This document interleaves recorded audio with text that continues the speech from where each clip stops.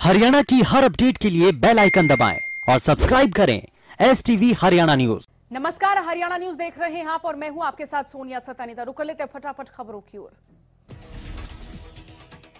प्रदेश में डीजीपी मनोज यादव की नियुक्ति का विवाद थमने का नाम नहीं ले रहा है। डीजीपी विवाद को लेकर सूत्रों से मिल रही जानकारी के अनुसार मुख्यमंत्री और गृह मंत्री के बीच डीजीपी की नियुक्ति को लेकर तल्खी बढ़ गई है। सूत्रों के अनुसार अनिल विज डीजीपी को बदलने की मांग पर अड़ गए हैं और नए डीजीपी की नियुक्ति की मांग कर रहे हैं, जबकि सीएम फिलहाल इसको लेकर सहमत नहीं हैं। आपको बता दें कि अनिल विज ने बीते दिनों गृह सचिव को चिट्ठी लिखकर डीजीपी का पैनल यूपीएससी को भेजने की मांग की थी।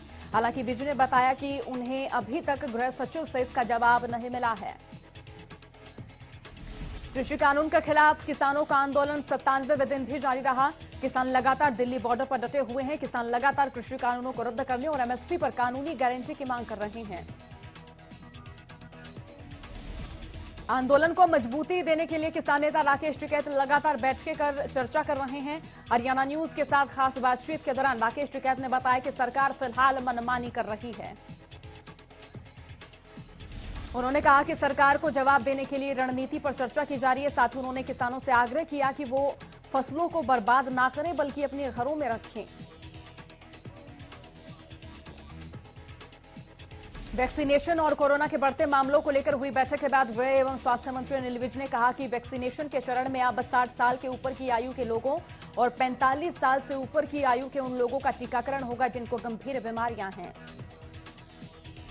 स्वास्थ्य मंत्री ने कहा कि सरकारी अस्पतालों में मुफ्त में वैक्सीनेशन किया जाएगा, जबकि आयुष्मान भारत के इम्पैनल्ड 386 अस्पतालों में इंजेक्शन के लिए 250 रुपए लिए जाएंगे। इसमें 150 रुपए सरकार को मिलेंगे, जबकि 100 रुपए अस्पताल के सर्विस चार्जेस होंगे। उन्होंने बताया कि वैक्सीनेशन के लिए सभी अधिकारियों को निर्देश दिए गए हैं। वैक्सीन को लेकर संदेह को दूर करने के लिए उन्होंने पीएम मोदी का उदाहरण देते हुए कहा कि पीएम नरेंद्र मोदी सच्चे नायक हैं, जिन्होंने आगे बढ़कर देश को रास्ता दिखाया है। कोरोना के बढ़ते मामलों पर अनिल विज ने कहा कि संक्रमण को नियंत्रण में लाने के लिए हर जिले के उपायुक्त को 3-3 लोगों की बनाने के लिए आदेश दिए हैं। इस टीम में एक पुलिस डिपार्टमेंट, एक सिविल डिपार्टमेंट और एक स्वास्थ्य विभाग का अधिकारी शामिल होगा। यह टीम सभी स्कूलों या पब्लिक प्लेस पर जाकर कोरोना नियमों के पालन की जांच करेगी। प्रदेश में एक बार फिर कोरोना के आंकड़ों में बढ़ोतरी दर्ज की जा रही है। बीते 24 घंटे में 166 नए मरीजों की पुष्टि हुई। गुरुग्राम से 36 और करनाल से 21 नए कोरोना मामले सामने आए हैं। कुरुक्षेत्र में कोरोना के 32 और पानीपत के 19 नए मामले सामने आए। वहीं अंबाला में 14 और पंचकुला में 8 नए कोरोना केसेस सामने आए हैं। प्रदेश में अब तक 3050 मरीजों की मौत के मामले सामने आ चुके हैं और इसी के साथ अब तक हरियाणा में कुल 2,70,950 के सामने आ चुके हैं। एक दिन में 151 मरीजों ने कोरोना को मात दी है। उकलाना में किसानों को अब तक बारिश के कारण नष्ट हुई फसल का मुआवजा नहीं मिलने से किसानों में रोष है। किसानों ने रोष प्रकट करते हुए तहसील कार्यालय के बाहर प्रशासन और सरकार के खिलाफ जमकर नारेबाजी की। इस दौरान किसानों ने उचित मुआवजे की मांग भी की। तो वहीं किसानों का कहना है कि साल 2020 में बारिश के कारण उनकी फसलें नष्ट हो गई थी, जिसके बाद हल्का विधायक और राज्य मंत्री अनूप धानक, हिसार उपायुक्त डॉक्टर प्रियंका सोनी समेत कई अधिकारियों ने मौके का जायजा लेकर विशेष गिरदावरी करवाने और मुआवजा देने की बात कही थी। उन्होंने कहा कि बीमा कंपनी की ओर से प्रति एकड़ 1,650 रुपए उनके काटे गए, जबकि अब उन्हें काटी गई राशि के प्रीमियम से भी कम बीमा राशि के रूप में दिया जा रहा है। किसानों का कहना है कि अब मुआवजे के तौर पर 500-700 रुपए प्रति एकड़ दिए जा रहे हैं, जो किसानों के साथ भद्दा मजाक है। किसानों ने नायब तहसीलदार के माध्यम से उपायुक्त को ज्ञापन देते हुए उचित मुआवजा देने की मांग की है। आम जनता पर महंगाई की मार का सिलसिला जारी है। दिल्ली एनसीआर में सीएनजी और पीएनजी की कीमतों में फिर से बढ़ोतरी हुई। सीएनजी 70 पैसे महंगा हुआ, जबकि पीएनजी की कीमत में 91 पैसे की बढ़ोतरी हुई। कीमतें बढ़ाने के पीछे की वजह कोरोना काल में आईजीएल की fixed cost, man power cost और परिचालन लागत में हुई बढ़ोतरी को बताया जा रहा है। दिल्ली एनसीआर में सीएनजी की कीमत में 70 पैसे प्रति किलोग्राम की बढ़ोतरी की गई। यहां अब सीएनजी की नई कीमत 43 रुपए 40 पैसे प्रति किलोग्राम हो गई है और वहीं गाजियाबाद, नोएडा, ग्रेटर नोएडा में सीएनजी 49 रुपए 8 पैसे प्रति किलोग्राम मिल रही है। आईजीएल ने पीएनजी में भी 91 पैसे की बढ़ोतरी की। ऐसे में दिल्ली में अब पीएनजी की नई कीमत 28 रुपए 41 पैसे प्रति एसएम होगा। आपको बता दें कि इससे पहले कल ही एलपीजी सिलेंडर की कीमतों में 25 रुपए की बढ़ोतरी हुई है, जिसके बाद अब दिल्ली में 14 रुपए 2 पैसे किलोग्राम का रसोई गैस सिलेंडर 819 रुपए का मिलेगा। गोहाना में बदमाशों के हौसले लगातार बुलंद होते जा रहे हैं। ताजा मामला गोहाना से सामने आया, जहां मेन बाजार में एक दुकानदार पर अचानक 7-8 बदमाशों ने हमला बोल दिया। इस हमले की वारदात वहां लगे सीसीटीवी में कैद हो गई। सीसीटीवी में देखा जा सकता है कि कैसे बदमाश चेहरे पर रुमाल बांधकर आते हैं और दुकानदार पर हमला कर देते हैं। इसके बाद आसपास के दुकानदार बीच बचाव करने आए तो बदमाश भाग खड़े हुए। दुकानदारों ने एक बदमाश को पकड़कर पुलिस के हवाले कर दिया और वहीं घायल दुकानदार को नजदीक के पीजीआई खानपुर में भर्ती कराया गया है। प्रधानमंत्री नरेंद्र मोदी की पहल में शुरू की गई नल से जल योजना के तहत ग्रामीण क्षेत्रों की महिलाओं को बड़ी सहूलियत मिली है। योजना की वजह से प्रदेश के 5 जिलों कुरुक्षेत्र, अंबाला, रोहतक, करनाल और पंचकूला में गांव में अब 100% पानी के कनेक्शन हो गए हैं। सरकार की इस योजना से लाभ उठा रहे लोगों को चेहरों पर खुशी नजर आ रही है। महिलाओं को पानी लिए अब मशक्कत नहीं करनी पड़ेगी। उन्हें घर से महज कुछ ही कदम की दूरी पर आसानी से पानी उपलब्ध हो रहा है।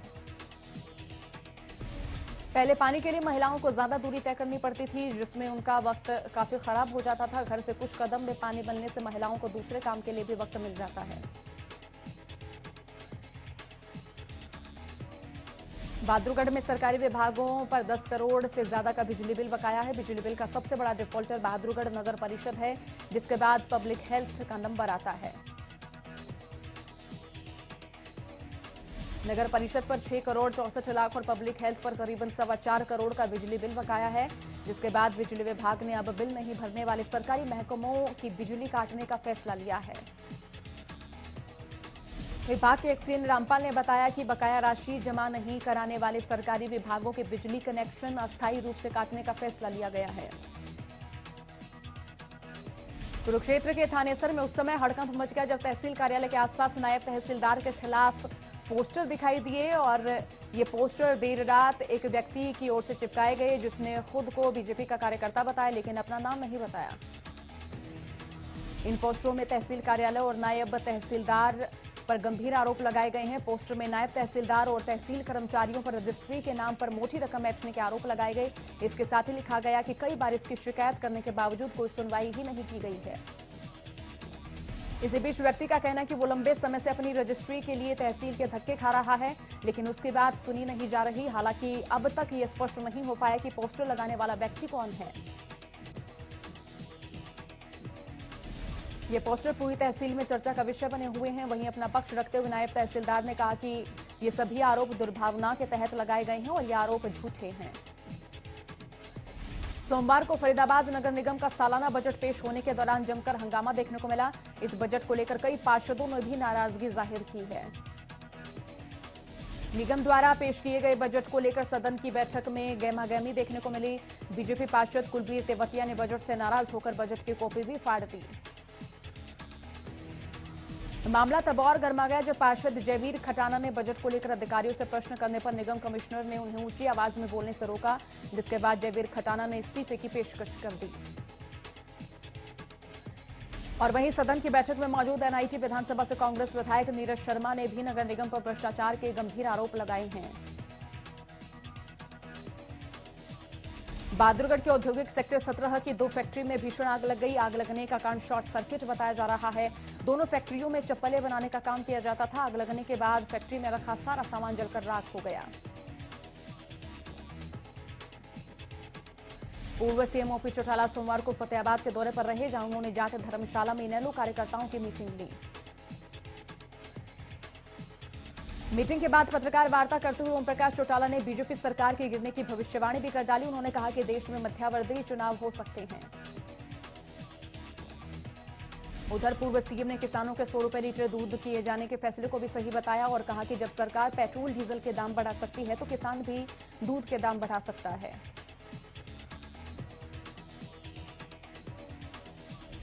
प्रदेश के डिप्टी सीएम दुष्यंत चौटाला ने दिल्ली में कार्यकर्ताओं से मुलाकात की। इस दौरान प्रधानमंत्री मोदी के वैक्सीनेशन पर दुष्यंत चौटाला ने कहा कि मुख्यमंत्री ने स्वयं अपने आप को वैक्सीनेशन करवाकर लीड फ्रॉम द फ्रंट का एग्जाम्पल दिया है।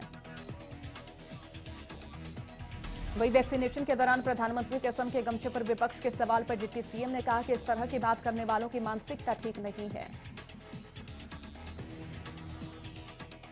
दुष्यंत चौटाला ने प्रधानमंत्री के उस बयान पर भी प्रतिक्रिया दी जिसमें उन्होंने कहा था कि कृषि क्षेत्र में प्राइवेटाइजेशन की आवश्यकता है। दुष्यंत चौटाला ने कहा कि पिछले 5 दशकों के अंदर ग्रीन रेगुलेशन से लेकर आज तक जब नई टेक्नोलॉजी और नए प्लेयर आए हैं, गवर्नमेंट सेक्टर के बाहर के लोग आए हैं, तो किसान का उद्धार हुआ है। हरियाणा के बजट सत्र पर दुष्यंत चौटाला ने कहा कि पिछले साल जिस तरीके से डेवलपमेंट स्कीम्स की शुरुआत की थी, आगामी बजट सत्र में भी वो लाई जाएंगी। जेजेपी नेता दिग्विजय सिंह चौटाला ने अभय चौटाला और भूपेंद्र सिंह हुड्डा पर बड़े राजनीतिक हमले बोले हैं। सिरसा में पत्रकारों से बातचीत में दिग्विजय ने चाचा अभय चौटाला पर भी तंज कसते हुए उन्हें सेल्फ प्रोक्लेम्ड नेता बताया। महाशिवरात्रि पर्व की तैयारियों को लेकर श्री बाबा तारा कुटिया के मुख्य सेवक गोविंद कांडा ने सिरसा में MDLR कार्यालय के सभागार में श्री बाबा तारा स्मृति चैरिटेबल ट्रस्ट के सदस्यों और पदाधिकारियों के साथ बैठक की। श्री बाबा तारा कुटिया के मुख्य सेवक गोविंद कांडा ने कहा कि कुटिया में इस बार भी महाशिवरात्रि पर्व धूमधाम से और श्रद्धापूर्वक मनाई जाएगी। आगामी 9 मार्च को 51 कन्याओं का सामूहिक विवाह उनके रीति रिवाज के अनुसार किया जाएगा। 1 लाख से ज्यादा श्रद्धालुओं के भोजन लंगर प्रसाद का प्रबंध किया जाएगा। 10 मार्च को सत्संग भवन में पूर्व सांसद एवं फिल्म अभिनेत्री जया प्रदा की ओर से श्री विवाह नाटिका का मंचन और तांडव नृत्य की प्रस्तुति दी जाएगी। वे देश में पहली बार सिरसा में ही पहली प्रस्तुति देंगी। बड़ी कक्षाओं के साथ साथ प्रदेश भर में सोमवार से पहली और दूसरी की कक्षाएं भी लगनी शुरू हो गई हैं, जिसमें छात्रों के माता पिता को अपने बच्चों को स्कूलों में भेजने से पहले स्कूल प्रमुख को एक सहमति पत्र सबमिट करना अनिवार्य होगा।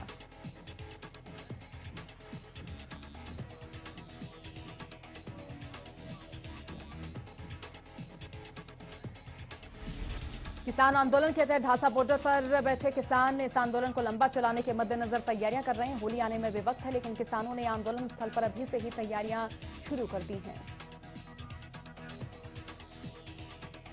आंदोलन स्थल पर होली धूमधाम से मनाई जाएगी, जिसके लिए होलिका दहन को लेकर लकड़ियां बेकत रखी जा रही हैं। होली की तैयारियों को देखकर लगता है कि किसान लंबे वक्त तक बैठने के लिए मन बना चुके हैं। किसानों का कहना है कि जब तक उनकी मांगों को पूरा नहीं किया जाएगा, वो आंदोलन स्थल पर ही अपने सभी पारंपरिक त्योहार मनाएंगे। सतरोल खाप की ओर से लिए गए फैसले का असर नारनौंद में दिखना शुरू हो गया। डेयरी संचालकों का कहना है कि वो आम जनता को पहले के दामों में ही दूध बेचेंगे। वही सतरोल खाप के प्रधान रामनिवास लोहान ने कहा कि पहले दिन मिला जुला असर रहा, कुछ किसानों को पता नहीं था, इसीलिए उन्होंने दूध को पहले वाले दामों पर ही बेचा है। सतरोल खाप के प्रधान ने कहा कि हम हर गांव में मुनादी करवा देंगे ताकि आगे से कोई भी किसान मिल्क प्लांट को 100 रुपए से कम कीमत पर दूध ना दे।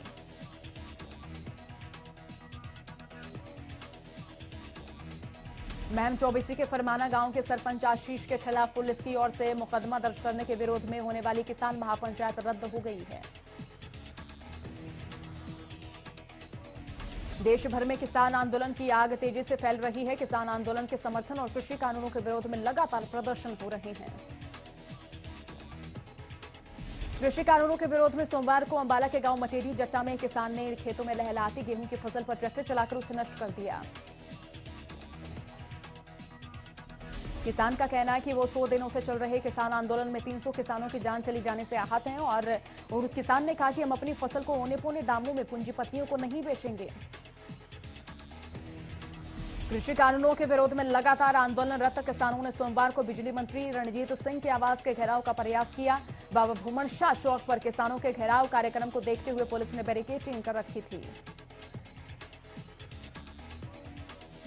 बड़ी संख्या में किसान राम कॉलोनी के रास्ते रणजीत सिंह के आवास की ओर बढ़ने लगे। बिजली मंत्री के आवास से करीब 100 फीट की दूरी पर बैरिकेड लगाकर किसानों को रोक लिया। काले झंडे उठाए किसान बिजली मंत्री के इस्तीफे की मांग करते हुए नारेबाजी कर रहे थे।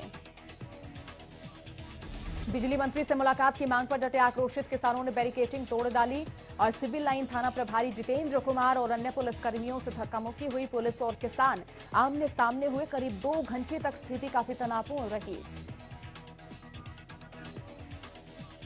मार्च महीने के पहले दिन ही तेल कंपनियों ने महंगाई को झटका दिया। तेल कंपनियों ने एलपीजी सिलेंडर के दाम फिर से बढ़ा दिए। दिल्ली में रसोई गैस सिलेंडर की कीमत 25 रुपए से बढ़कर 819 रुपए हो गई है। बता दें कि पिछले एक महीने में 4 बार दाम बढ़ चुके हैं। पिछले महीने 3 बार में रसोई गैस की कीमत 100 रुपए तक बढ़ चुकी थी। पहले 4 फरवरी को दाम 25 रुपए, फिर 14 फरवरी को 50 रुपए और फिर 25 रुपए की बढ़त की गई है। लगातार बढ़ रहे पेट्रोल डीजल के दामों के बीच अब गैस सिलेंडर ने भी महंगाई में आग लगानी शुरू कर दी है। गैस सिलेंडर पर पिछले 10 दिनों के अंदर 25 रुपए 2 बार बढ़े हैं, जो कि कुल मिलाकर 50 रुपए का इजाफा है।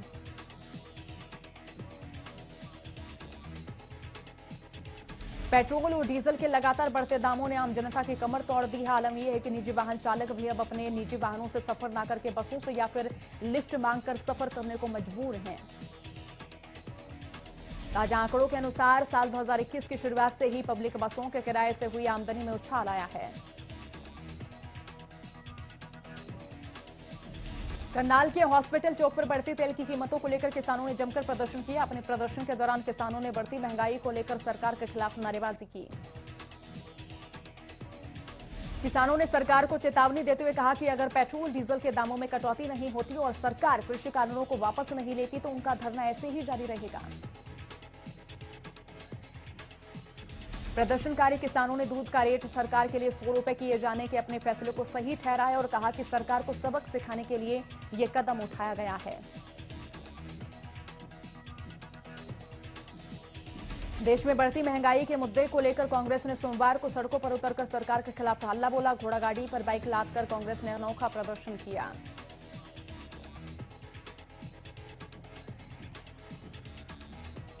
तो वहीं महिला कांग्रेस ने हाथों में और सिर पर गैस सिलेंडर उठाकर लगातार बढ़ रही रसोई गैस की कीमतों पर सरकार के खिलाफ नारेबाजी कर विरोध व्यक्त किया। हरियाणा सरकार के बजट से पहले इंडियन मेडिकल एसोसिएशन ने सरकार से कई मांगे रखी। इन मांगों को पूरा करने के लिए एसोसिएशन की ओर से सरकार से अपील की जा रही है और इन मांगों को लिखित में सरकार तक भेजा गया है। फरीदाबाद में इंडियन मेडिकल एसोसिएशन के प्रधान डॉक्टर पुनीता हसीजा ने प्रदेश में आईएमए द्वारा उठाई गई मांगों को बजट में शामिल करने की अपील की है। प्रधानमंत्री स्वनिधि योजना के तहत फरीदाबाद में रेहड़ी पटरी वालों को विशेष कैंप लगाकर जागरूक किया गया। नगर निगम मुख्यालय के प्रांगण में लगाए गए इस कैंप में रेहड़ी पटरी वालों को प्रधानमंत्री स्वनिधि योजना की विस्तृत जानकारी दी गई।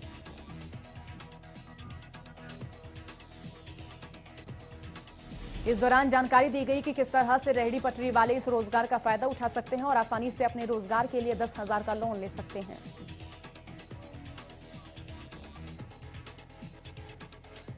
कैथल के नागरिक अस्पताल में उपायुक्त ने हरी झंडी दिखाकर 15 दिन तक चलने वाले आयुष्मान कैंपेन की शुरुआत की। बता दें कि विभाग की ओर से 1 लाख आयुष्मान कार्ड बनाने के लक्ष्य को लेकर सोमवार से 15 दिनों तक चलने वाले कैंपेन की शुरुआत की गई है। सोनीपत शहर में लगातार क्राइम की संख्या बढ़ती जा रही है। क्राइम को कंट्रोल करने के लिए शहर भर में करोड़ों रुपए की लागत से सीसीटीवी लगाने का काम भी किया गया था, लेकिन कैमरे लगने के बाद बार बार कैमरे खराब हो रहे हैं। इसी के मेंटेनेंस का काम नगर निगम ने विभाग को दिया था, लेकिन बीएसएनएल की ओर से उचित ढंग से रखरखाव न किए जाने पर सोनीपत नगर निगम ने बीएसएनएल को नोटिस भेजा और बीएसएनएल के टेंडर को रद्द करने की बात कही।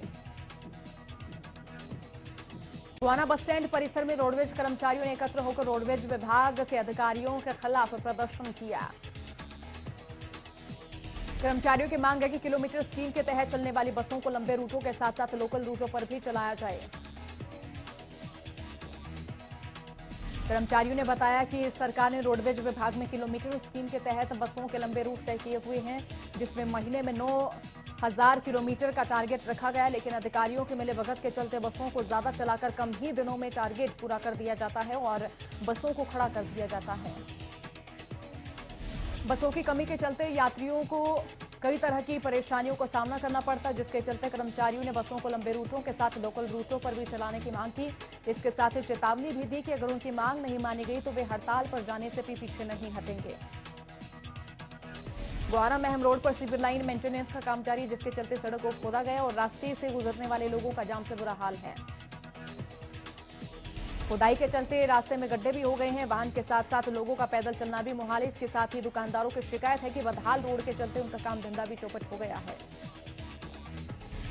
स्थानीय लोगों की माने तो पिछले 6 महीने से ज्यादा समय से सिवर लाइन को दबाने का काम चल रहा है, जिसके चलते सड़क पर बड़े बड़े गड्ढे हो गए हैं। टोहाना में बिजली चोरी पकड़ने गई टीम पर ग्रामीणों द्वारा की गई मारपीट के बाद बिजली कर्मचारियों में रोष बना हुआ। कर्मचारी संगठनों के 4 यूनियनों ने बैठक करते हुए सरकार के खिलाफ नारेबाजी की और आरोपियों की गिरफ्तारी की मांग की है। इस दौरान कर्मचारी नेताओं ने कहा कि बिजली विभाग के एसडीओ समेत अन्य कर्मचारियों के साथ हुई मारपीट मामले में पुलिस ने मामला तो दर्ज किया, लेकिन अभी तक किसी के खिलाफ कोई कार्रवाई नहीं की गई है। उन्होंने कहा कि अगर जल्द आरोपियों की गिरफ्तारी नहीं हुई तो आंदोलन को तेज किया जाएगा, जिसकी जिम्मेदारी प्रशासन की ही होगी। बिजली कर्मचारियों का कहना है कि वो 2 बार डीएसपी और एसएचओ से मिल चुके, लेकिन उनकी सुनवाई नहीं हो रही है। भिवानी के जोहड़ी मार्ग पर करीब 1 महीने से सीवरेज ओवरफ्लो होने के कारण यहां रहने वाले लोगों का रहना दुभर हो गया। इस मामले में जन स्वास्थ्य विभाग आंखें मूंदे बैठा है। वहीं दूसरी ओर लोगों का कहना है कि जल्द समस्या का समाधान नहीं हुआ तो सड़क जाम करेंगे। जोहड़ी मार्ग पर स्थित सीवर ओवरफ्लो होने से यहां की सड़क पर और गलियों में सीवरेज का बदबूदार पानी भर गया है। सीवरेज ओवरफ्लो होने से न केवल हादसा होने का अंदेशा है, बल्कि सड़कों और नालियों में पानी खड़ा होने के कारण यहां बीमारियां फैलने का भी डर बना हुआ। स्थानीय लोगों ने विभाग और जिला प्रशासन से समस्या के जल्द समाधान किए जाने की मांग की है। फरीदाबाद में क्राइम ब्रांच बड़खल और एक्साइज विभाग की टीम ने संयुक्त रूप से कार्रवाई करते हुए नकली शराब बनाने वाली कंपनी पर छापा मारा।